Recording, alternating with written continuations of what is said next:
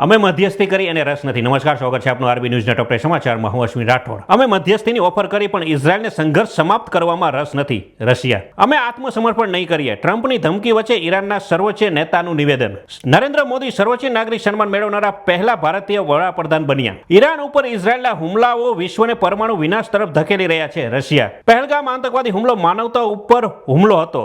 G7 ખાતે PM મોદીનું નિવેદન. રાજ્યમાં ભારે વરસાદની આગાહીને લઈ શિક્ષણ વિભાગે જાહેર કર્યો પરિપત્ર. જરૂર પડે સ્કૂલોમાં રજા રાખવામાં આવશે. પીએમ મોદીએ અમેરિકી રાષ્ટ્રપતિ ટ્રમ્પ સાથે 35 મિનિટ કરી વાત. ઓપરેશન સિંદૂર પર વિગતવાર કરી ફોન પર ચર્ચા. ઈરાનમાં વોટ્સએપ પ્રતિબંધિત.